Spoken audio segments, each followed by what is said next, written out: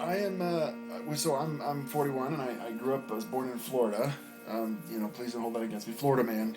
Yeah. My Florida man. I don't know if you've ever done the Florida man birthday thing, but my Florida man apparently tried to steal a vending machine from an apartment complex. If you do your Florida man birthday, mine I've was. never done it, but I already know exactly what it is. That makes Oh, sense. it's hilarious. It's hilarious, but yeah, Florida's special kind of crazy. But I grew up in like around Orlando area, and then around high school I was in Sarasota, Florida. And Sarasota, Florida is Riverview High School and Sarasota High School. Riverview has a bagpipe band. Ah, got you. Yeah, and I had come back. So my mom was a teacher for the DoD, and we had come back from Japan in '96, I think. And I'd been, my family's Scottish, so it was kind of an easy shoe in. I'm the first one of this generation to play the bagpipes, but not the first one in my lineage. On my dad's side, there's quite a bit of Scottish history. Gotcha. Yeah, it was really funny. I didn't go to Riverview High School. I went to Sarasota High School, which was Riverview's rival. So I was already an awkward kid, being 6'6" and kind of heavy set. Now you add the fact that I'm playing the bagpipes, which is the kiltie was like the rival school's mascot. And here I am at Sarasota High School, already awkward, playing the rival school's mascot bagpipe, and high school was a blast, yeah. But yeah, my dad and mom, they were divorced when I was like 4, but they always remained friends, totally unlike most folks today. Most they cases, were, yeah. yeah, they were incredible. My dad was my hero. He passed away back in 2020. Mom passed away in 19. Yeah, I mean they were good folks. Yeah. I always said if there's anything good in me, it comes from my dad, and he was a good dude, man. Got me interested in aviation from a young age, and so I had a career in aviation and a career in nursing. Aviation. The problem with aviation is it's like a keystone species, like a frog or something. Like anytime anything happens in the economy, the first thing to tank is aviation. They start letting people off. So 2020 was the last time I took a beating on that. Yeah. So do you retain like the licenses that you would need so you could like pick up contracted flight work and stuff like that, or was it more like you were working for a commercial airline? Yeah, I have an A&P certificate, so it's a mechanic certificate. Gotcha. And I've also got a private pilot's license, but I'm not current on that. But yeah, I mean, I could go back and turn wrenches again. It's just, I don't know, man. I've been kind of having an adventure here with the pipes, and it's been, I want to kind of see where it takes me. Yeah. So was there an expectation as you grew up from the family that you would learn bagpipes, or was this something that you yourself were like, I'm going to play bagpipes? No, it was me. It was really weird. My mom, she played the piano. My brother Chris has become a phenomenal guitar player. Mm-hmm. My brother Eric is a phenomenal pool player. My sister Corey, she's incredibly creative. She's the one that got me started with this as a business. She had a store on Etsy that was doing like something like $24,000 in revenue just during the holiday season, making bows. Whoa! I was gonna say doing what? Making bows? Making lighted bows, yeah. So she's very sharp. But anyway, so they got talent. Like I tried the trumpet, I tried piano, I tried bass guitar, and I settled on bagpipes. It's odd to end up there. Yeah. They didn't push me in any direction, but I would say absolutely nurtured whatever creative pursuits I had, and I'm really grateful to my parents for that. I mean, you remember learning to play the pipes. I mean, how patient were your parents? Oh, yeah. With the first time you got the bag and the chanter and the reeds. And not only that, my oldest is learning in earnest right now. We've kind of gone in fits and starts before, but he's 11 now. It's about the right time that he like really is learning now. And even though I'm really excited about it, it gets old pretty fast having somebody learning to play bagpipes in your kitchen, So. Yep. I remember getting so frustrated because I didn't learn from the College of Piping. I learned from the Sandy Jones book. Oh yeah, I know that book. Heck yeah. Yeah, it's great. I mean, I met Sandy Jones a couple times, and everybody knows Sandy Jones. Of course, I think he got to the point where he just had to assume like you had met you, because I walked by him once it wasn't at Grandfather Mountain, it was another dance. He was judging a competition there. And I'm like, oh, hey, Sandy. And he goes, oh, hey, man, it's good to see you again. I have no idea. Never met the guy before. That's just how he responds to everybody at this point, huh? Yeah, I mean, he's got to. But yeah, That makes sense. I remember getting so frustrated with one of the tunes in there, and it was that point where everything is just all the concepts you've been practicing all the concepts, and you're trying now to bring them all together, and it's that make or break moment. Yeah. And it wasn't popping, and I actually broke a practice chanter. Did you really? I was so ticked. Got angry, huh? Oh yeah. And was it one of those rosewood practice chanters, or were you dealing with? No, it was now back then it was $150, but now they're north of $250, I think. But it was a shepherd wooden practice chanter. Oh wow, yeah. That was a bad move, but yeah, and then I just kept at it, and the next day everything just synced, and it was then like, yeah, it was cool, man. Oh, that's awesome. And that was while you were in high school or prepping to enter the high school pipe band? So that was no, there wasn't a pipe band in my high school. Wait, I'm sorry, I misunderstood. I thought, I must have been. I was like, what do you call that thing where I was filling in details. I see now that you never said you went and played at the rival's high school. I was just assuming that you attended school at your high school and then went and played bagpipes with the rival. No, if I had thought of that, no, that's a perfectly reasonable assumption. If I'd have thought of that, I probably would have done that. But no, the rival high school had the band, and then I played bagpipes at my school and at the talent show, no less. And, so you were the lone piper, getting up there, basically waving the other school's colors by pretty much. And you can imagine that went over like a turd in a punch bowl. But yeah, no, I played the pipes. I started when I was like 14, I think, and I started to pick them up, and then just kind of got going really really well in high school. My first teacher was in Sarasota. Mm-hmm. His name was Charlie Murray. The guy he's a legend in Sarasota piping. He was the piper for the Caledonian Society. Yeah. And we got involved in that. Again, Mom and Dad, they didn't push me in any particular direction, but whatever direction I wanted to go, they were very nurturing, and that's like the best kind of parenting you can have, right? Mm. It's just, you want to learn how to. I remember one year for Christmas, I was like 5. I asked for decoy ducks for Christmas. When you were 5 years old. Yeah, like what? Like where did I don't even, to this day I don't even know what I was thinking. Yeah, I was gonna say, did you have hunting in mind, or did you just want to be able to? I just thought camouflage seemed cool. Or? I don't know. We had a big pool in the backyard, so I thought maybe this is in Florida, so everybody had a pool. Yeah. But I thought maybe they'd look cool in the pool. I guess I don't know, but sure enough, this tells you what kind of parents I had. They found decoy ducks. This is way before the Weber nets, man. Just imagine the conversation. Like, I don't know. I guess we've got a duck kid. He's into ducks. He's gotta find some ducks for this kid. A budding duck commander kid or whatever. But yeah, sure enough, there they were on Christmas morning, decoy ducks. That's awesome. Well, I think it's evidenced too by the each of your siblings' sort of like obviously deep hobby that they're very into is like pretty darn unique and niche. It's not like they're.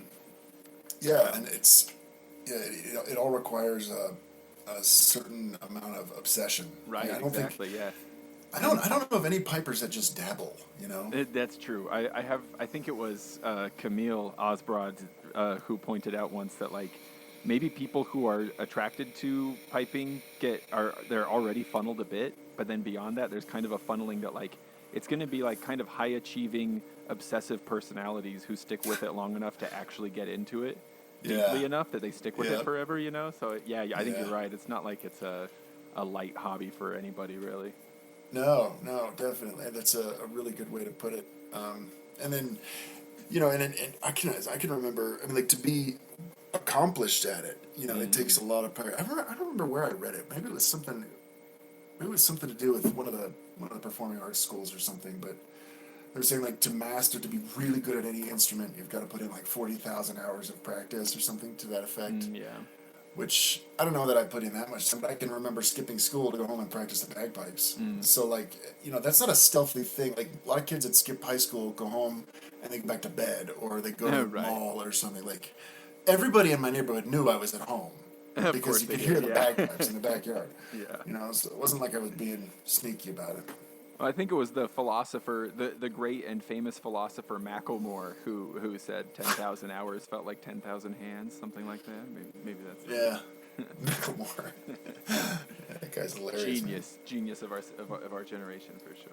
We're very lucky to have him. Yeah, you know, that's to be right. contemporary. National treasure. Mm-hmm.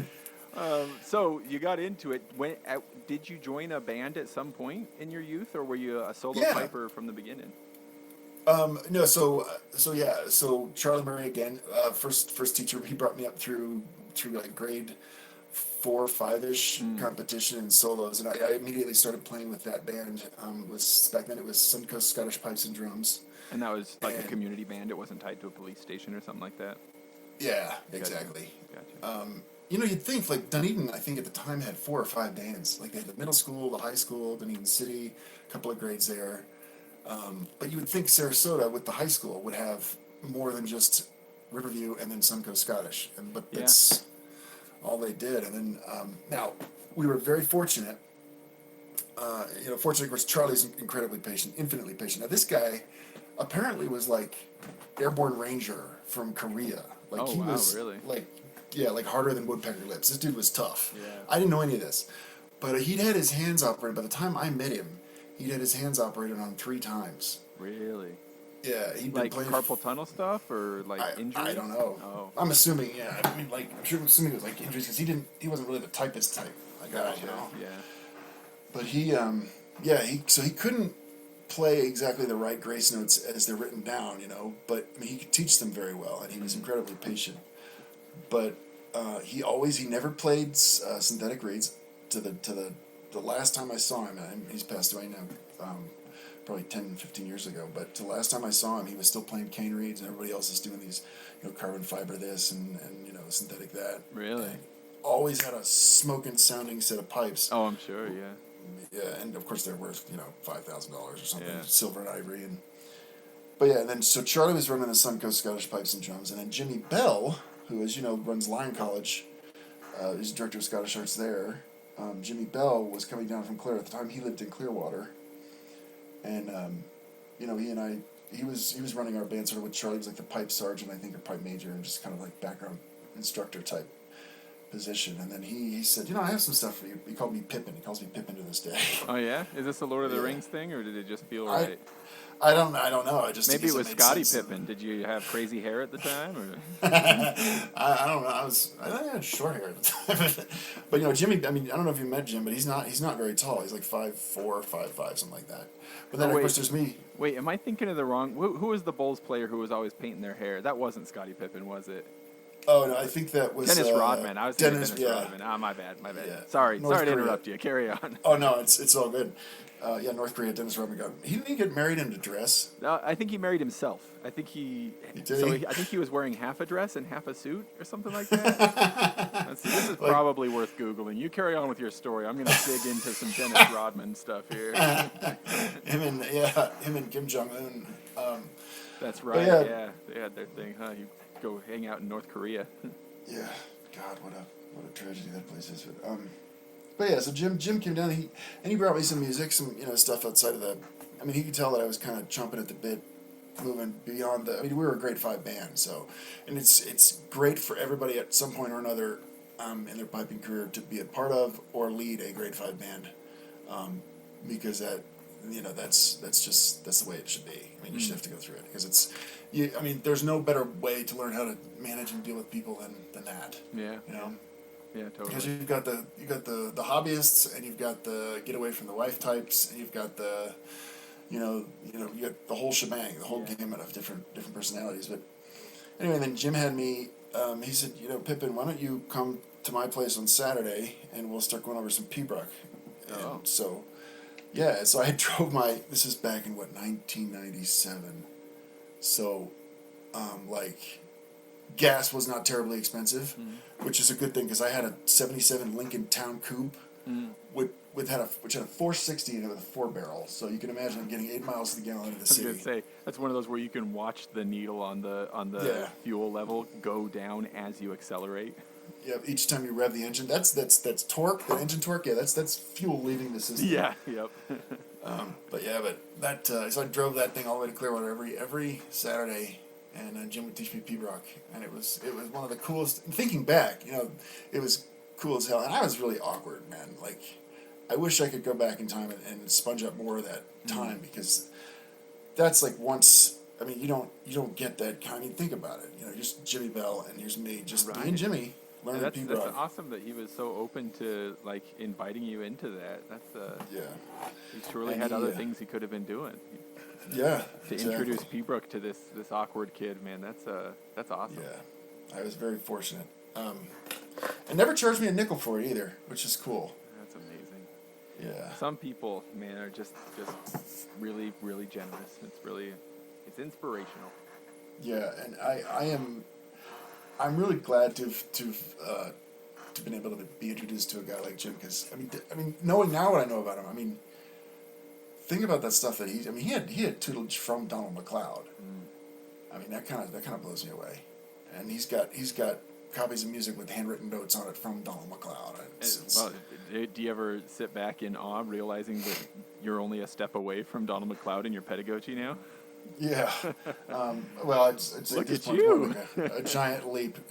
Yeah, but no, I mean, like, I didn't. God, I hadn't thought about it until you put it like that. But yeah, no, I'd like to steal a bunch of his notes. Is what I'd like to do. But no, he's out in Arkansas now, and I still keep in touch with him. Yeah. I think he still smokes like a chimney, or he did back then. That might be an important part of his success right there. So don't make him stop. Yeah, but and so at the same time I was going to get lessons from Jimmy Bell. There was Roddy McDonald, I think was his name. He was the guy that Grand Altogether. That guy. I don't know if you ever met him or heard about him. But I'm Googling him right now. Yeah, it was like his. It was like his tagline. Oh, it's just Grand Altogether. And he was another chain smoker. He's the guy that taught me how to tie in a bag. Oh yeah. And yeah, I remember. This will tell you how much expensive piping has gotten, and I hope you're cutting out all the awkwardness here in post. But keeping it all, man. Yeah. Oh, jeez. I remember. Okay, when I bought my first set of bagpipes was some maker called Dobie. I've never heard of anything about him since then. Yeah.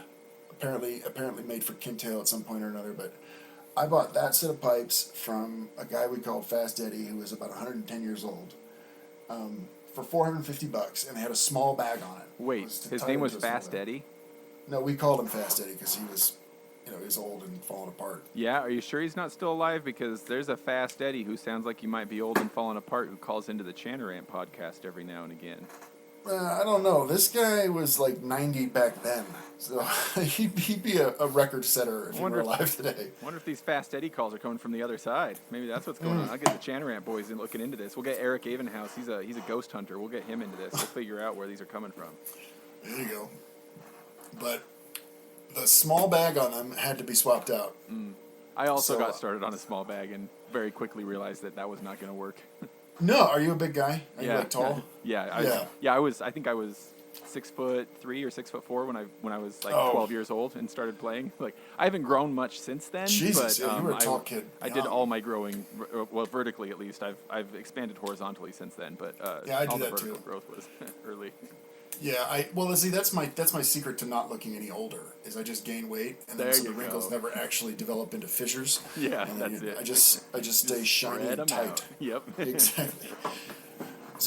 But apparently extended smalls are kind of a thing now. Like Livingston, I think, there's that size, Yeah. But so we swapped out. So the point I was driving at, I bought an L&M hide bag, an elk hide bag. Back in '96 or '7 for $79. Now, what does a Ganaway cost nowadays? Like $295 or something? I was gonna say $300. I haven't had to buy one in a long time, but I think that's the range. Yeah. Yeah, they're spendy, and what's really weird is pipes haven't gotten that much more expensive. Because I remember when I first started, I was drooling over the David Nail or Shepherd, like the military regulation ones that comes fully mounted in ivory. Right. Back then they were like $1,100 or $1,200, and I think they're about the same now. Yeah, it's about what you expect. Oh, okay. I am looking right now. I see that Henderson actually has a plain Ganaway bag, like no zipper or anything, for $240. So I bet once you add the zippers and stuff, if you do grommets, that kind of stuff, I bet it is around 300. But yeah, there you go. That's around there. Yeah. So, I mean, what does that say for inflation? Now, why is leather getting more expensive, but blackwood, which is apparently becoming more scarce, is about the same? Yeah, I think you'd think we'd have more cows since though that was elk hide, huh? Maybe the elk population is what's suffering. Was it elk hide? Because I remember them talking about like it just being tanned in elk oil. And then, of course, that raises the question: what the hell is elk oil? Yeah, how do you squeeze oil from an elk, huh? They're not friendly animals either. So, like, where are you getting this? Yeah, there's a whole herd of them. They're just milking them or something. Yeah. Now I'm curious. Like, as we're talking about bagpipe parts and stuff, like since starting, has your like standard set of pipes that you play most often? Have you changed your instrument a lot? Just because I'm kind of leading toward, eventually making some. I'm curious if you'd hopped around different makers and stuff like that and tried different sets of drones and thought, oh, I like this, I don't like that, or have you had the same thing from the beginning? Oh, are you talking about the bores? Yeah, I'm curious about that. Just like, I mean, oh yeah. Because like personally, I've only ever had one set of pipes, and so I'm curious. Like, have you tried different stuff and started thinking, I like that, I don't like that, or Yeah, I've always been kind of sorry. One of my terrible habits, I vape, but it should beat smoking cigarettes and dipping. So yeah, that'll make you more authentic, right, for the piping. Right, for sure. You certainly smell more like a pipe. But no, I've always kind of gravitated towards the brighter sounds, and I tell you, the best set of drones I ever heard. And you're on piping long enough, you hear like, oh, those are those phenomenal this, that, the other maker. Best set of pipes I ever heard. Were Jimmy Bell's dad's pipes, and they were like 1953 or 54 set of R.G. Hardy's, back when he was playing Kane Reeds. There was nothing like it, man. Yeah. I've never heard anything like it. And he switched to playing easy drones with a Kane bass, and the life was gone from You could tell, huh? Oh my God, like a mile away. Yeah. It was crazy. Huh. But I've always, they had a real bright, kind of metallic, hollow, shimmery kind of sound. Yeah. And so I kind of went that direction. And then, I've tried different things and opened up, like a lot of the stability in the instrument comes from the bell. And a lot of it, believe it or not, comes from the shape of the stock. Oh, really? And yeah, that's interesting. I would not have guessed the stock would have had much effect. So that's well, yeah, I didn't either. And getting in and playing with this stuff, but like anything else, or like you take a in aviation, we talk about static pressure goes down as velocity increases through a fluid, right? So if the stock is a straight tube, then the velocity of the air is going to be the same. If the stock is tapered towards the drone, then the velocity is going to increase as it gets towards the drone. Oh, I see. Yeah, that makes sense. Yeah, so that's interesting. There's something to be said for dabbling. That's interesting. That makes me think of Donald Lindsay, who's he's does some 3D printed instruments. Has talked about like messing with how to open and close the shape of the hole, basically the hole through which air passes before getting into or on its way into a small pipe stock that's got all the drones in it. And I think he was chasing what's called phase locking for the sound, that's coming out of the drones. I could be mistaken about that phraseology there, but that's just interesting that you say that connects in my mind with like this idea that if you adjust that shape, you do make a difference on how the sound comes out. Yeah. So to think about that, like it's like you can get a large volume of air moving relatively slowly, or you can get a smaller volume of air moving relatively quickly, and the end total is the same, right? And then you can accomplish two different things based on how you approach it that way. Very interesting. So it's kind of like a turbofan versus a turbojet, right? So turbojets are faster, but fans are right. efficient. Yeah. So tell me real quick how you got into Denver, and then I want to hear about how you got into piping, and then we'll bring those things together. Or I said piping. I meant printing, but go on. Printing. I came out here back in 2019. My mother, her pancreatic cancer returned, and so I came out. I was a nurse, and so I came out to kind of help take care of her in her final days. And it was a blessing. We knew when it was going to happen. Colorado has something called medical assistance in death, and so you see a doctor twice. The doctor writes a prescription of a lethal combination of drugs, very specific to that purpose. It's not like they're being sneaky about it. Right. It's sanctioned and it's understood that this is what's going to happen. And it was a blessing because the end of pancreatic cancer is not pretty. Yeah. And, So anyway, not to go down that road, but that's what brought me out here, and Colorado is so much prettier than Florida, and it's not as hot, at least not year round. Yeah, some people might argue with you about the prettiness, but definitely there's no arguing about the heat difference. Oh, for sure. I like seasons, and funny thing happens, you have them here. It's crazy. So I stuck around out here and got involved, and I took a job in aviation out here and was loving it, and then COVID hit, and then of course my job was redundant, and I was one of the first to go, and I was like, wow, this sucks. Did you find have you found a pipe band there in Colorado yet? Well, there's several of them here. Yeah. I really ought to do more of that, but I went to a few practices for one of them here, and it didn't seem like it was a good fit. Sure. But I don't have much, honestly.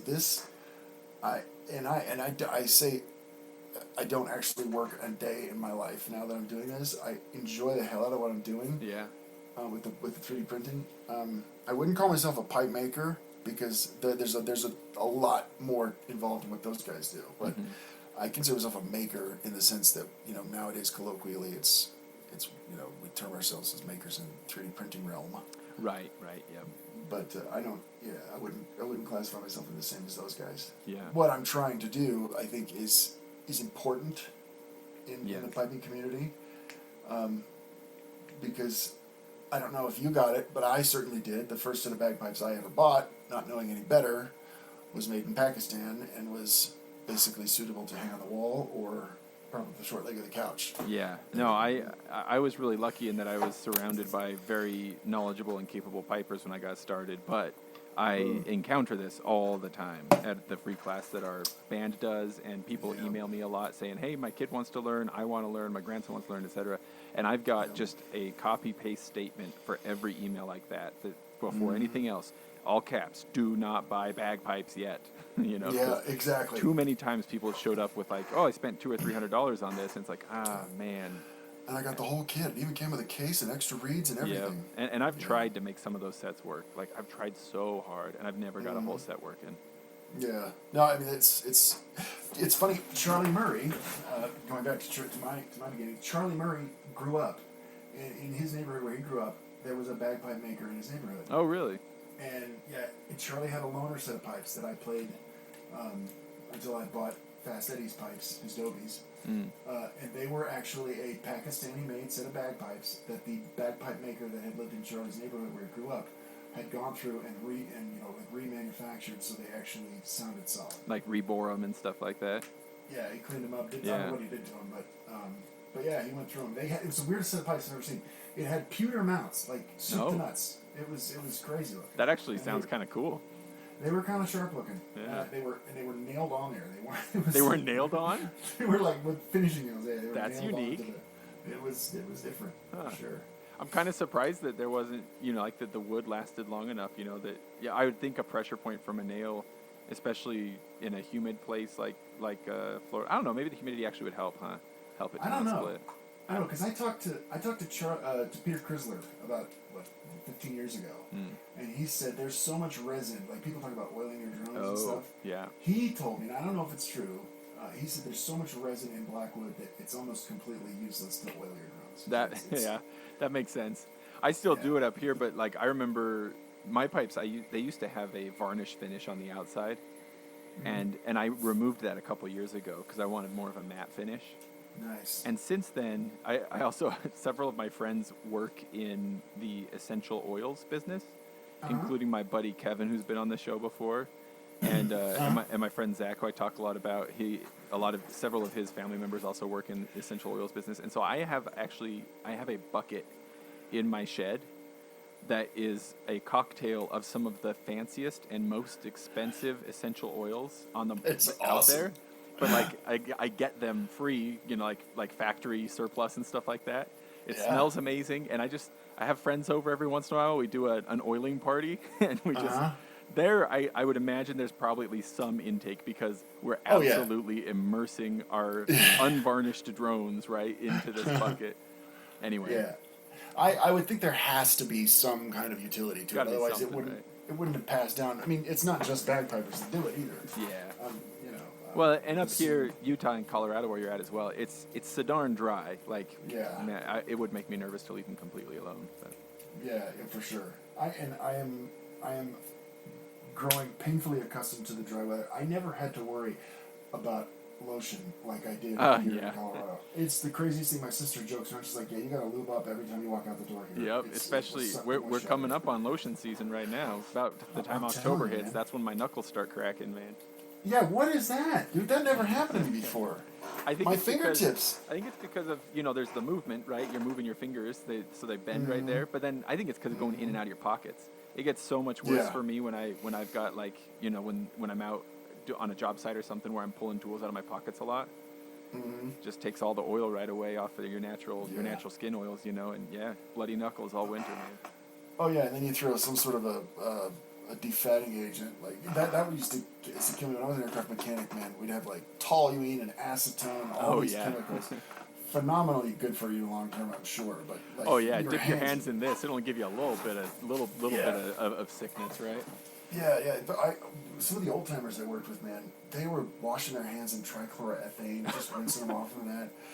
Or MEK. Sometimes I'm like, dude, you do not know. No, and this is why OSHA tells us that the average lifespan of a mechanic after retirement is 18 months. I'm like, well, that's why, because his body's dissolving. Been swishing with acetone his whole life. Yeah, seriously.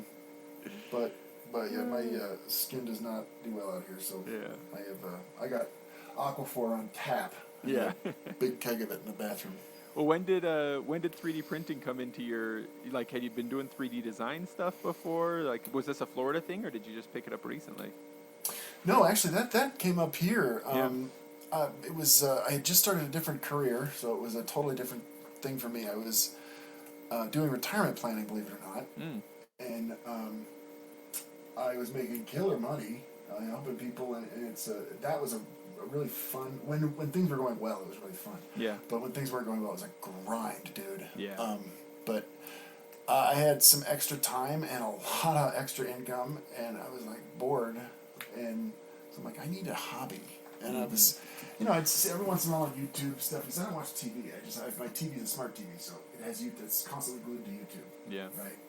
And every once in a while, a 3D printing video would come up in my feed, and it sort of kind of piqued my interest. And I learned about it, and back in spring of 2020, I bought my first 3D printer, and it was under $300. So I was like, it's not that expensive. Yeah.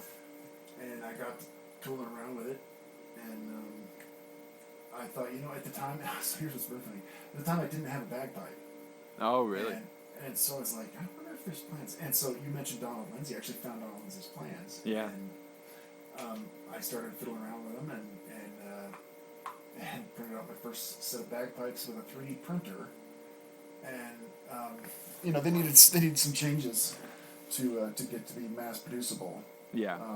So I basically started over with them. Yeah. And some of my friends were like, I was blown away because after some work, they sounded really good. Yeah. And I was like, there's no way this just came off a 3D printer. Yeah. I mean, why is everybody not doing this? And I guess, I don't know. Well, let's talk about that because I think there are probably multiple reasons. And I don't know if maybe I don't know. I'd imagine that maybe we kind of are both thinking in similar ways. Like, I don't know. Something that I really like about Donald Lindsay is that all of his projects, whether it's the Lindsay System chanter or the drones or the whistles, he's completely open with all of it. It's like, here are the plans, here are the dimensions, here's how I do it.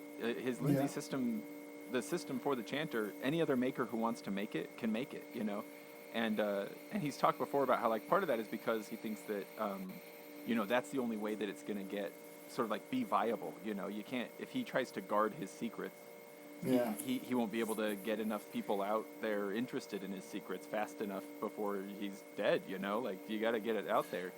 But I haven't been able to talk with him much. I've shot him a couple emails. I was interested in his small pipes. I wanted to send him his small pipes. What does he do? Is he an engineer or something? I believe he worked in plumbing at some point. Was it plumbing? I believe so. And then most recently, from what I can tell, he's just moving from island to island around the British Isles. Wow. Making bagpipe stuff. I think his wife does social work, and so she's getting jobs around, and capturing interesting audio recordings of birds and stuff. Like basically just living the dream. I think that's the impression I have. That what do they call it? Bohemian lifestyle. Yeah. Well, that's cool, man. I've never played with his Lindsay system chanter. I've got one here. It's super cool. What is so? I've seen the video clip of him playing like way above and below. Yes. Right? And then you sent me one of your chanter. Right, yeah, and he's been helping me test stuff out with that one, and so I'm really excited about it. So what I'm working with, kind of some of the concepts do cross over, using flea holes to like kick the air pressure into different gears and stuff like that. But the Lindsay system chanter is unique in that it's like if you could imagine taking a small pipe chanter and making it like twice as long as a typical small pipe chanter. Of course, you couldn't play that, right? But he basically folds it in half. Okay. And then you use fingers that usually aren't being utilized, right? Your lower hand left thumb pinky. and your left pinky and all that to control the holes. Because of course, as it gets lower and lower, right, the holes are further and further apart. Then you fold it in half, right? And that's way overly simple, That's a really simple overview. You look at his most recent iterations. There's a lot of work that's going into this for sure, but yeah, it's a very interesting system. It gives you like over 2 octaves, bunch of accidentals, really cool. Oh, that is cool. Yeah. Yeah. So it sounds like I was very intrigued by the John Walsh shuttle pipes. Like how the hell? Oh yeah. That happen? Like I didn't know how that worked. And he's got passages I guess drilled in there, and for the life of me, I couldn't figure out how because it's all wood, right? Yeah. Like, how does it make the turd? Does he got to drill? I don't know. I didn't want to take it apart and bust it up to find out how. Right, that's an expensive experiment to do. Yeah. Yeah, but yeah, his it's similar to that, I guess. Then. Yeah. Yeah, probably. I've never looked at the inside of a set of shuttle pipes, but I could imagine that's how you get the length, right? To get that sound out of such a small shuttle. Yeah, I've got one of my customers has asked me to print her out an uilleann pipe chanter, uilleann pipe chanter, and I don't know anything about uilleann pipes, so I'm like, yeah, I guess I please don't hold me accountable for any kind of sound or tonal qualities. Yeah. I heard a guy playing a printed uilleann pipe chanter a little while ago, and it sounded surprisingly good, And that's probably part of the resistance, right? All of us, even myself, who tinkers with this stuff, I'm surprised. I say surprisingly good, right? So that's probably part of the resistance to the idea, right? It's like we just don't expect it to work for some reason, right? Right. And I think that maybe because there's that sort of like almost gatekeeper sort of attitude that a lot of people have about this stuff. Like, well, you don't know what you're doing, so you can't touch this, But she's asked me to print her out an uilleann chanter, and I've looked at the plans, and I've got the plans. It's like I don't know how this goes together. I said, I tell you what I'll do. I'll print the big parts in pink because I'm pretty sure that's the main part of it. Oh, yeah. And all these little fittings and stuff, I'm going to print those in black, and then I'll send it all to you, and you can kind of sort through it. She can do the puzzle. And she's excited about it, yeah. She's fired up. So I'm interested to see if it works for her. Yeah. I would hate for it to, not work. Well, tell me, before we dive into sort of the philosophy and stuff like that, just in case anybody listening is in suspense right now, tell me about the company and what you do. What is 3D printed bagpipes and all that stuff? Yeah, so basically the philosophy of my company is I'm not trying to compete with the big guys, with the legacy makers, McCallum and Henderson and Shepard and all these guys. Those pipes are worth every penny. I'm trying to put something out there for folks who don't have that kind of financial bankroll available. That isn't, I'm trying to put something out there that sounds good, that is available to people, to compete with the wall hangers, the Amazon bagpipes, that they're playable. You could take my pipes to band practice and they sound good, and you could play them in competition. I mean, I played them in solos. In fact, Ralph, you saw the orange and blue bagpipes. Right. He played him. He played him in grade 1 and won a couple of second places with him. Did he? which I'm surprised the judge wasn't like, just get out of here, dude. Right. Yeah. But he pulled it off. But yeah, the idea is, they're affordable, approachable bagpipes that sound solid. They're not heirloom sets. I don't pretend to be in that category. Yeah. But there is nothing, if you think about it, there's nothing in bagpiping that is entry level, right? It's basically practice chanter to $1,000 or $900 or $800 or whatever. There's nothing in the middle, and I'm trying to put something there for folks. And the other thing is, like I said, I tried guitar, piano, trumpet, bass guitar growing up. My buddy in Florida, Fabio's a college buddy of mine. Yes, his name is really Fabio. His Poor daughter kid. played. Yeah. Oh yeah. It was a riot. We played brain bowl together in college. But his daughter has a $3,000 saxophone that she had to have when she was playing in middle school, and he bought it for her, and now she has left it in the garage. Yeah. $3,000 saxophone. So what about the parents that are, their kids being nurtured and playing a practice chanter, and Mom, Dad, teacher says I'm ready to get a set of pipes. Let's get a set of pipes. And parents are all like, yeah, let's do it. And they find out it's $1,200. Right. And this is going to be a fad, What if Yeah. it's a fad? The kid goes to high school and his rival high school plays the bagpipe band. Right. And decides it's not worth it, So. But you don't want to, what a rough position for the parent to be in, wanting to be supportive. Yeah. But you can't be. Exactly. You essentially can't be supportive, right? In some cases. Right. Yeah, and it's not like you can rent. I mean, how many stores are going to rent out a bagpipe? Oh yeah, I've gone and pitched it to local music stores before, and one of them actually had done it before I went and asked them apparently, and they said it just wasn't worth it to them because it's such an expensive instrument, and so then when it gets damaged, it comes back to them. They don't know how to clean it. There's just all kinds of problems. Yeah, and that brings up another point. Damage, kids are rough on rats, right? If you break a section of a piping, piece of my bagpipe, it's $25 or $30 to replace a tenor bottom section or whatever. It's not $250 if you got to send it away to Scotland, wait 4 to 6 weeks to get it. Right. Yeah.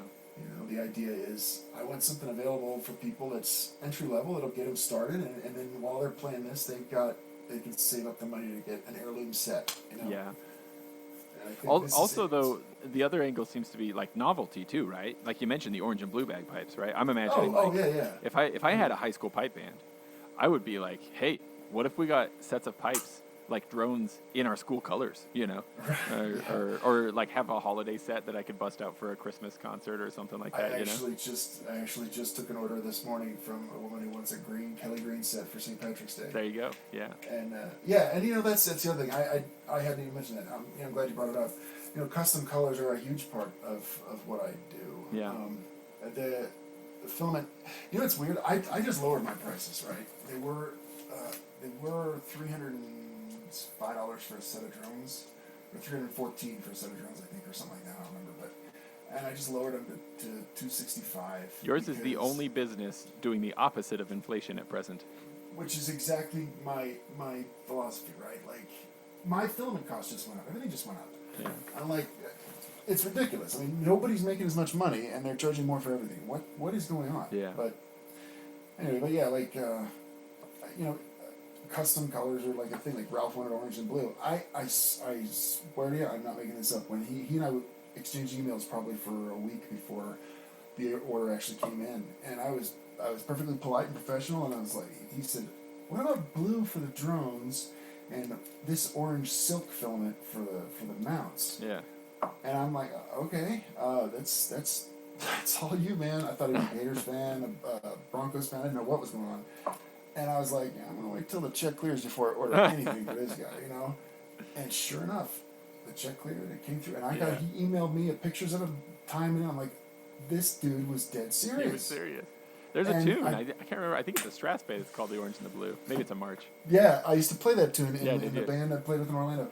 Yeah. That's the one, yeah. Yeah, it's a great Strathspey.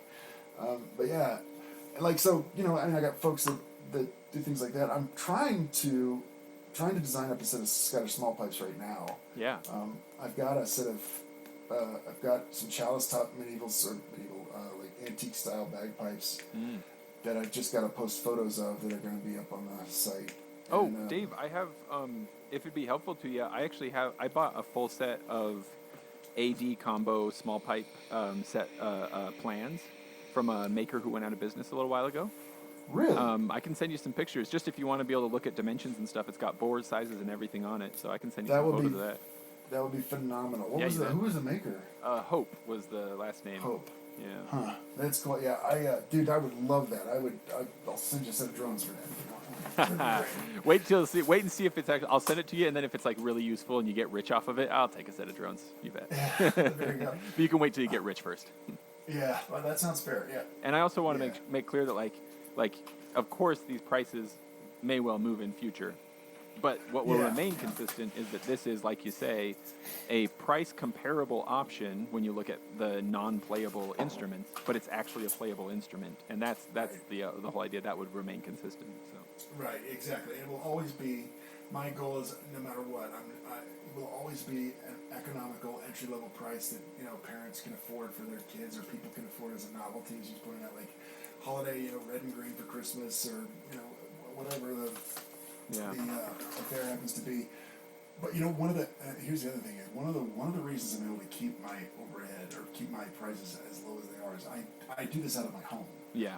So, and I'd like to keep it that way. Right now, my printing operation, if you can call it that, is 4 printers in my walk-in closet, and that closet is about 110 degrees. So I don't have to buy a printing enclosure. The money that you're going to save on your heating bill over the winter just by opening the closet door. Absolutely, we're ducting the whole house right to my closet. Never mind the plastic fumes, everybody. It's fine. That's right. But that actually reminds me. Do you do it all PLA or do you do ABS as well, or other materials? So I'm right now through PLA Plus and silk PLA for some of the mounts, but I'm moving towards PETG for the temperature, durability of it. But the PLA Plus, man, there's this PLA Plus I've been using. I'm just wild over. It's called Duramic. And that's Duramic PLA Plus. That stuff is tougher than nails, dude. Yeah. It's like rhino lining tough. I remember because I would print. When I first started printing, I had like 50% of the parts that would come off the printers and have to toss because I couldn't get the support material clean off of them enough so that they looked good. Yeah. And it was because that Duramic stuff was so damn tough. I couldn't get it off there. But now I print in a way that it doesn't require support, which is awesome. Yeah. But Duramic is the mods when it comes to tough PLA Plus. Just plain old PLA. It's super easy to print.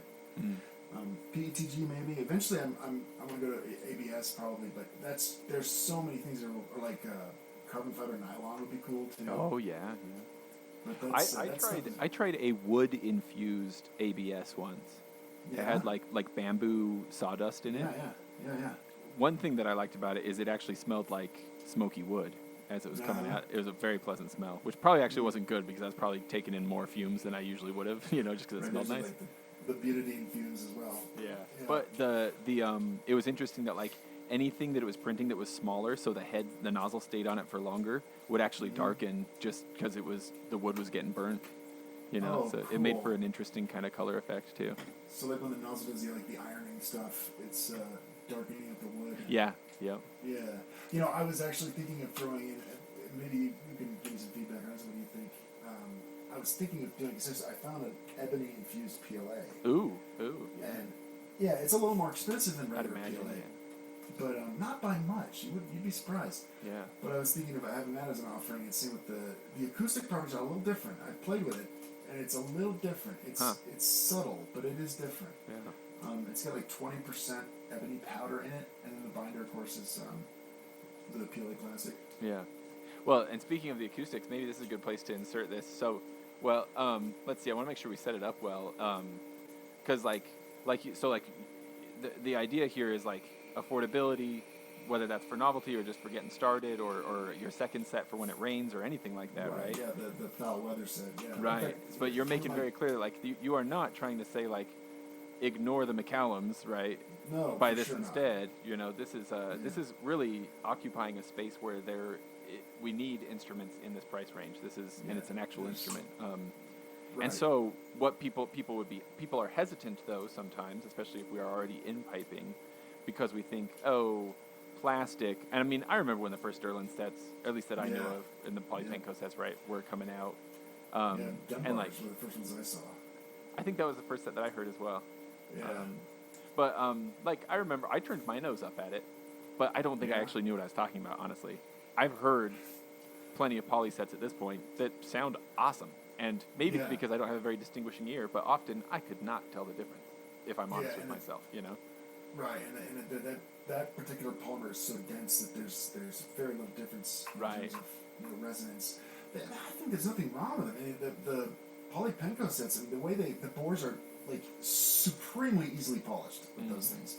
Polishing, whether or not polishing is necessary in a bagpipe, that's kind of debatable. I kind of lean towards the realm of it's not really necessary because you're never going to get a laminar flow out of a bagpipe. Let's be honest here, and that's what polishing would do. So rough interior walls maybe are not making that big a difference then. Well, I think pipe makers. I think they should get it as clean as they need to be, but let's not spend hours making them like mirror shiny. I think that's unnecessary effort. Sorry, not to go off on a tangent, but there's your tangent. No, it's all interesting, man. This is what the conversation's all about. So let's insert some audio samples here. Okay, here I am in post work doing the edit before releasing the episode, and I'm going to insert here some sound samples. We'll have sound sample A, then B, and then C. And the two questions that I invite you to ponder are, number one, which one of these samples, A, B, or C, is the 3D printed drones?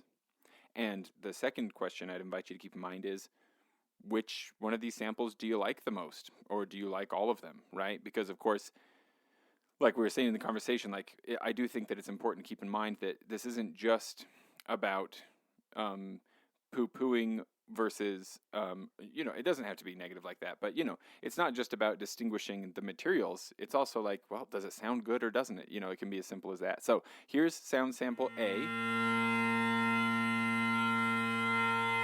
Here's sound sample B. Here's sound sample C.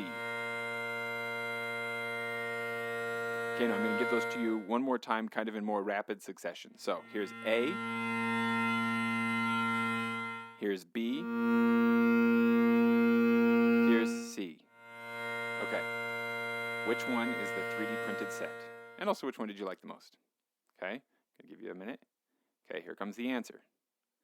The answer is, the 3D printed set was B. Okay, now we're going to do it again. We got another set of samples here. Again, one of these in here is the 3D printed set. So we've got sample A. Here's sample B. And here's sample C. Which one of those was the 3D printed set of drones? Give them to you one more time in more rapid succession here. Here's A. Here's B. And here's C. Which one of those was the 3D printed set? I'm going to tell you here in 3, 2, 1. Trick question, none of them. Ha ha ha. All right, let's do it just one more time. Just one more of these. I won't do another trick question, I promise. One of these really will be a 3D printed set of drones. Okay? So here's sample A. Here's sample B. And here is sample C.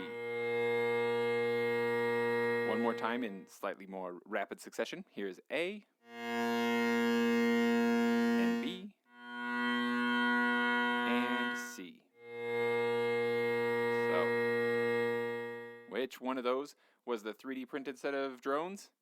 I'm going to tell you in 3, 2, 1. A. It was sample A that time. So, first of all, could you tell? And secondly, does it matter? Does it still sound good? Personally, I like the way they sound. I think they sound great, especially considering the price point. I think it's remarkable, and it makes me feel a little less stressed with the plethora of children that my wife and I have produced, many of whom are likely to head toward piping eventually during their lives. It's a a real boon to folks like me, and it also makes me feel excited about thinking about like cool novelty sets and stuff like that I might have done in the future. So, if it'd be fun, get on the Facebook page. Find the Droning On Podcast on Facebook, or message me on Instagram. Same thing, droning.on.podcast, or send me an email, TheDroningOnPodcast@gmail.com. And let me know, did your ear nail it every time? Did you know exactly which ones were 3D printed? Were you surprised? Are you surprised in a positive way? Are you upset about this idea? And would you like to never, ever see 3D printed drones? I'd love to hear what y'all have to say. Send me emails or let me know on social media and stuff. And, remember to leave positive reviews for the show and buy stuff at bagpipeswag.com and become a patron if you want to. And I do drawings for cool stuff. Patreon.com/DroningOnPodcast. All the standard stuff. There's stuff in the show notes, including links to Dave's projects, these 3D printed drones and all that. And back to the interview. Have a good one. Bye. People to consider also, like, there's the one question, can you tell if it's 3D printed versus wood? That's a question. If I think about it much, though, it begins to seem to me like, does that question even matter? And maybe the more important question is, does this sound nice? Right. It's so subjective, right? Yeah. I mean, like, I have heard people just rave about drones and thought, they don't sound bad, but I don't think they're that good. Yeah. And then, totally, it's just absolutely subjective. It's like people will talk about drone sounds like wine. Totally, yeah. It's a mischievous, oaky finish, with a lyrical backdrop of But yeah. When you take that saucy tenor drone and combine it with the gravelly overtones of the bass, right? Yeah, exactly. Now that was aged in a certain barrel cask. That's right, yeah. Right. Well, this PLA was made in the southern region of China, so of course that's a little more humid in that area, so the PLA infuses a little more. Yeah, right. Oh, I'm going to be holding on to mischievous as an adjective for describing drone sound for the rest of my life. That's awesome. Well, one of the best things I ever heard Jimmy say about his drones is like, oh, you got to go for that big, warm, wet mushroom sound. Big, warm, wet mushroom, huh? And, I've got this hero worship as a 17-year-old kid. Like, I don't want to say, what are you talking about, dude?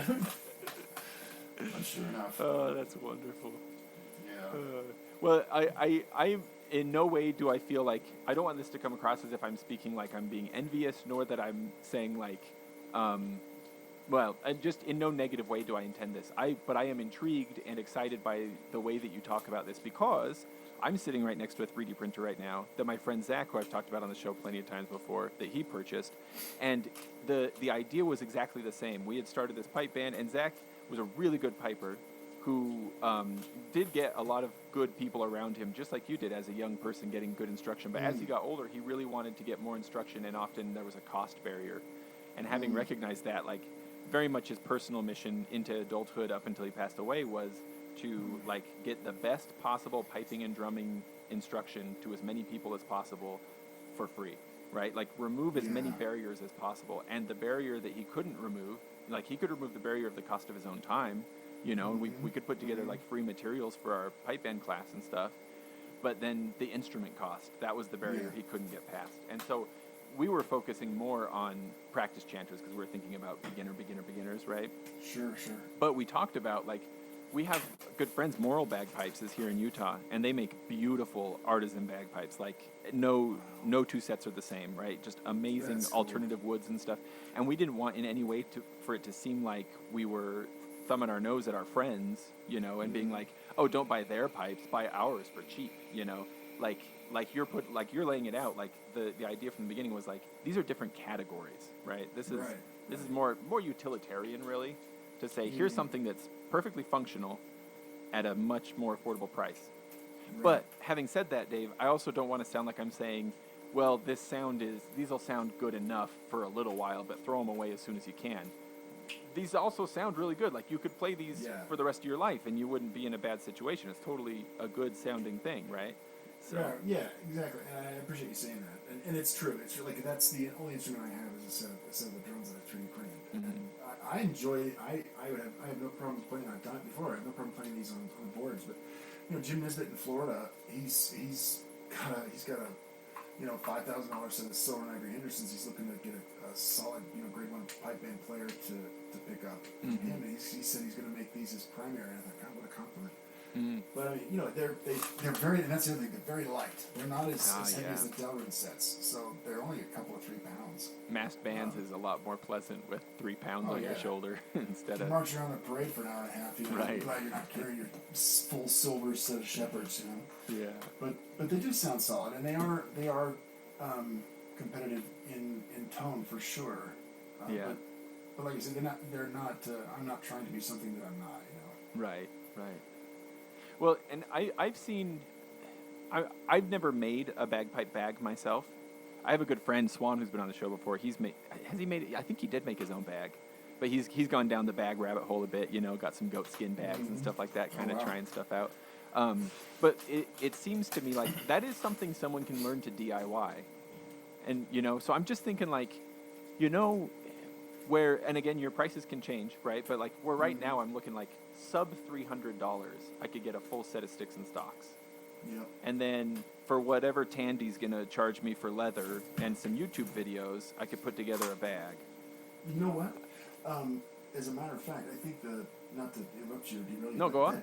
The button mount set, I think I've got they're under $200. Oh my gosh, you're right. The microphone that I'm talking into was obscuring my vision of exactly that listing. You're right. Right now it's at 175. Yeah. So yeah. I'm just thinking like, how much stuff do I actually have to purchase, and how much time do I actually have to put into it to put together a good set of bagpipes? It's a lot less than $1,200.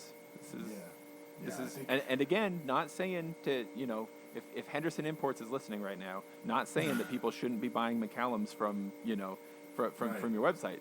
That's still the you know, the great standard, right? But like, if you can't do that, like, this is a great option, you know. You know, it's like, it's like your kid's first car. And you're not going to right. Mercedes-Benz 500 SL or whatever. I don't know anything about Mercedes, but like, you know, the Cadillac, the latest Cadillac. That's not going to be the first car. And you're certainly not going to buy them a classic '65 Lincoln Continental, you know, convertible. Right. That you want to hand down generation to generation. But you know, the Toyota Corolla, it's getting them from point A to point B safely. Yeah. You know, is definitely an option. And I think, you know, that, and it's something that I think that our art form has been very hungry for. You know. Yeah, totally. The only thing that fills that niche is something that's unplayable. And it's kind of a drag. Yeah, and maybe I'm thinking about it a lot because of where I'm at right now, where my oldest is learning, and I've got more kids after him, and I'm hoping they'll all play. You know, I'm not pressuring them, but I'm hoping to be able to look ahead and be like, oh man, this is going to be way more manageable. Not only that, where they have they're small people still, you know, instead of investing in a junior-sized set of pipes, I could get a full-size set of pipes that only weighs, you know, with the bag and everything attached, like 5-6 pounds. It's going to be great. Yeah. I made a custom blowpipe for somebody whose daughter is playing. I don't know. She must be very petite because I asked, and Jim has been actually hooked us up, the two of us, and her dad and I called the blowpipe the Super Shorty 5. It was 5 inches. 5 inches from mouthpiece to the bottom of the mouth. Oh, that is teensy. Wow. It was itty bitty, man. And I'm like, you know, Brian, my pipes are very lightweight. It might be very suitable for her. He's like, well, she's already got a set of pipes, but I'll keep it in mind. I'm like, yeah, man. Yeah. I didn't know. The shortest blowpipe I've ever seen. I mean, it was like the length of my mouthpiece. Right, yeah. I'm thinking, like, how far could it be from, like, mouth to armpit? That's very true. Yeah. She must be tiny. Can I... How old she is either. I want to ask you a little speculation question, too, Dave, if you don't mind. Mm-hmm. Yeah. Have you ever looked at, like, Spanish gaitas, Spanish bagpipes that... Sometimes they have like a really like what you might call like a tenor, like maybe a soprano drone. Like I have heard, I'm familiar with. I know of them, but I don't know anything about them. A lot of times, if you have one of these soprano drones, it's like mid bag, kind of near the belly button. You know, it just plays even higher than the tenor drones, right? Mm-hmm. That or any set of small pipes that have not just a bass and tenor, but have also like a baritone. You know, 3 or 4 or even 5 drone sets. You know. I get really excited about messing around with the chords that my drones play, you know? Mm-hmm. And one thing that I have dreamed about is, like, how long could I get, like, a bass topper and put that on one of my tenors? Like, how long or short would I have to make stuff to be getting 2 or 3 different notes out of my drones? Where I could be playing, like, 2 A's and an E, or an A and an E that I could tune down to a D when I wanted to, you know? Yeah, or even have a 4th drone sticking out of my bag somewhere. Like the mad scientist type. Have you played with any stuff like that before? You know what? I had thought it was like I said. I want to work on a set of small pipes. And Yeah. I would definitely. When I had a set of small pipes that I actually kind of restored and refurbished. They were Iona small pipes, and I don't think the guy's making them anymore. He's out of Australia. But I bought them from a guy in Malaysia, and I restored them. And you were talking about making a bag. I made a bag. No, did you? Yeah, I found some plans. It leaked like a sieve. It was ridiculous. But yeah, and it was a 4-drone set, but it had switches. It had a switch in there to swap from, because it had 2 chanters with it, a D and an A. But I always thought it'd be cool to have all 4 going at once. And right. I think with 3D printing and rapid prototyping, there's essentially no limitation on what you can do. Yeah. And you go down the road, the Irish with the Brian Borer bagpipe. Isn't it like a common stock Great Highland bagpipe thing that's got like a baritone drone or something on it? Oh, I have seen stuff like that before, and then like a chanter with some switches on it to get you more accidentals and stuff like that. Yeah, the Irish they always seem to have taken like the concept, the basic concept of the bagpipe, and no staccato, and then they just take it like, well, this goes to 12. I'm going to keep the staccatos, thank you very much. Yeah, exactly. My friend Jeremy recently got some John Swain border pipes, and one of the drones is set up with a hole on the side of the drone. Really? So that you can put a plugger in there, right? And then that forces it to play the full length of the drone. Oh, cool. Right? You take the plug out of the hole on the side, now, the air's not going as far, right? And so then you get a different note, right? So you could have an octave, and then depending on where you put those holes, you could have a third or a fourth, etc. And that's one thing I have wondered about when I'm looking at your pipes. Like, could we figure out where the sweet spot is on a tenor drone top piece? That if I took a cork out of that hole, it would be on the side of the top piece. That it would kick from an A up to an E or something like that, right? Yeah. I'm thinking about that. I'm thinking like if I took the top of the bass drum and put it on the tenor drum, that would give me enough length. Because there's really like 3 different sections to the drum, right? There's a tuning chamber, and there's like a straight run, and then there's a bell. Yeah, there's a lot of creative stuff we could do with this. Yeah. And that's the other challenge. So there's been a steep learning curve, right? Like there's a learning curve with learning like 3D printing. As you know, with your printer, you have to learn the slicer stuff, and then you've got to learn how to manipulate models. I don't know how much modeling you've done or. Oh, I'm like a preschooler with a really fat crayon. It's just silly. Well, I'm not much. They gave me magic markers. So, but I'm like learning Fusion 360 is like the CAD program. Yeah. There's a little online called TinkerCAD. I have played with TinkerCAD a bit. Yeah. Yeah, it's a little. To me, it seems a little cartoony. But yes. I think it essentially does the same stuff. But yeah, learning Fusion 360 has been a learning curve, man. It is not intuitive. Yeah. So that's this is one of the challenges with making small pipes. Like, I know kind of what I want to do. Yeah. I don't know what the measurements need to be. So the fact that you're sending some pictures of those plans, that's like huge to me. Yeah, I'll send them today, man. I'll get them right over to you. That'd be awesome. And then it's a matter of like, well, then I can set it up in Fusion 360, and then I can make the drums look like whatever I want to. Right. Yeah. A lot of people go like the classic route, but I think it would be cool to have a set of small pipes that look like they have Comey and Beanie on them. I think it's kind of unique. Oh, for sure. Yeah, that would be unique. I've wondered too. This is not me telling you how to do your own business. I'm just like imagining, just having fun imagining, right? Like looking at the top, like the bell piece. Like, what if it was threaded? So I could unthread that bell and thread on a bell that looks like a dragon's head or a pirate ship. Just anything, right? That's actually a really good idea, and not something I actually one of my customers. I am always open to like input like that, like ideas like that. What I'm kind of working on now, and this is a bit of a challenge, is threading the tuning pins because. Oh yeah.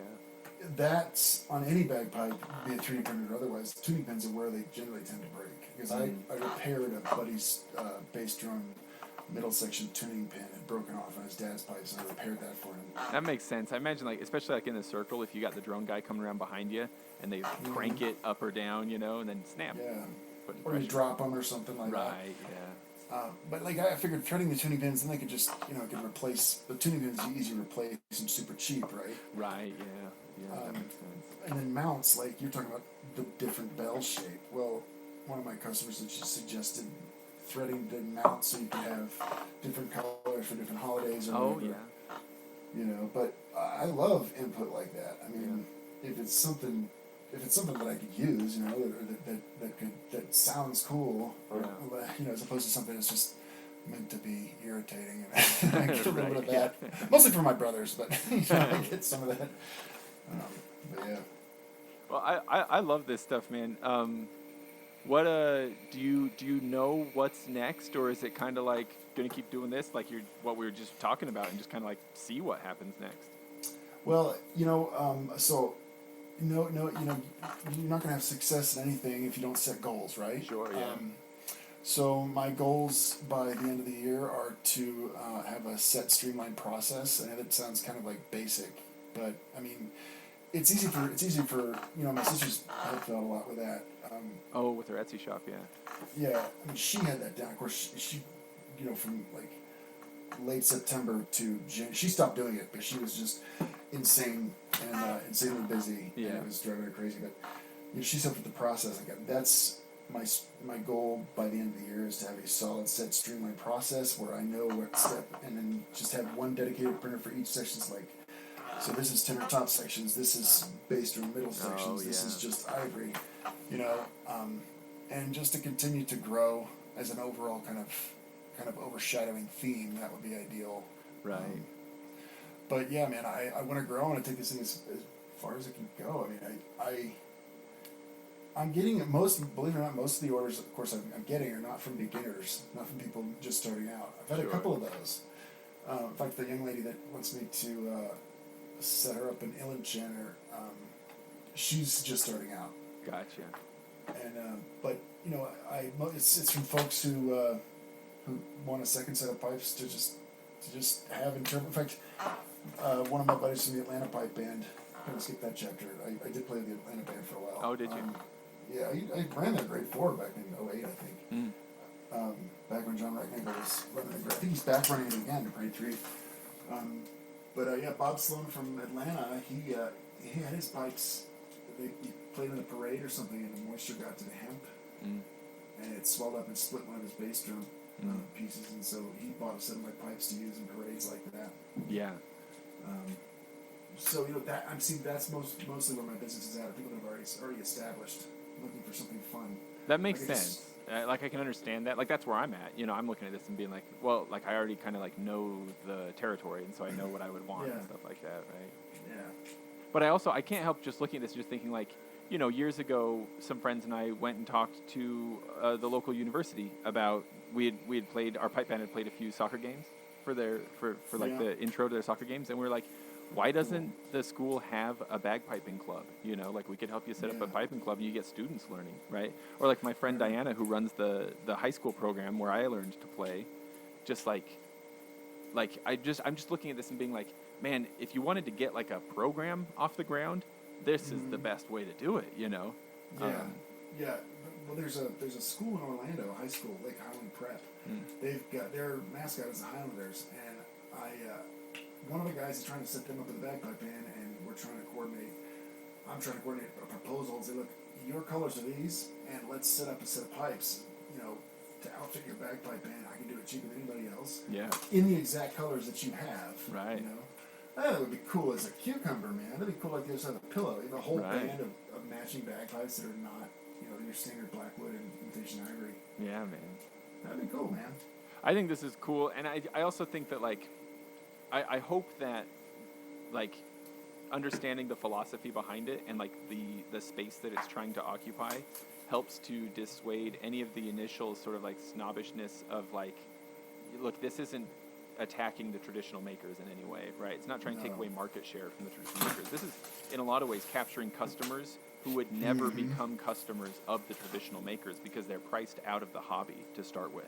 That's a really good point. And it keeps people, exactly. It stokes a fire. Yeah. Otherwise, wouldn't be able to.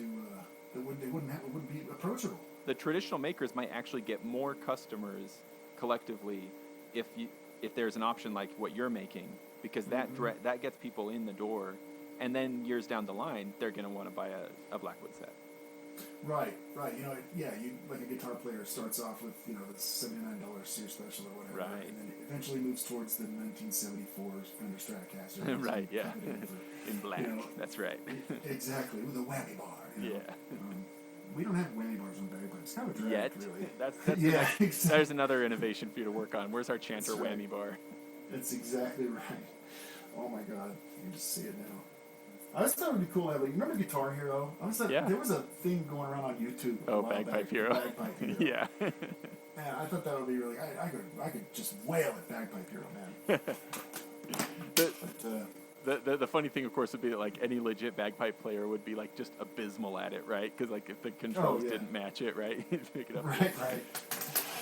Yeah, that'd be funny. Well, and now you live in the land of South Park. Speaking of Guitar Hero. Oh, I know. It's crazy. You know, when we were talking about like, oh, it's okay if you pop open a can of a Coke and you took a sip from coffee, and I was immediately reminded of Randy when the comment was coming in, and he's like, oh my God, and then he sips from a cup of coffee. That's right. Yeah, it's hilarious. Have you gone to Casa Bonita yet? I think it's still there.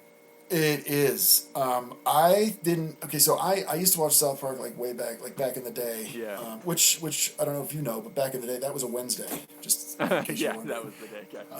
But I was out with some of my retirement planning colleagues, and we were having lunch in that area, in the same plaza that Casa Bonita was, and I just couldn't get over it. I was like, oh my God! Did you keep looking out the window and saying Casa Bonita?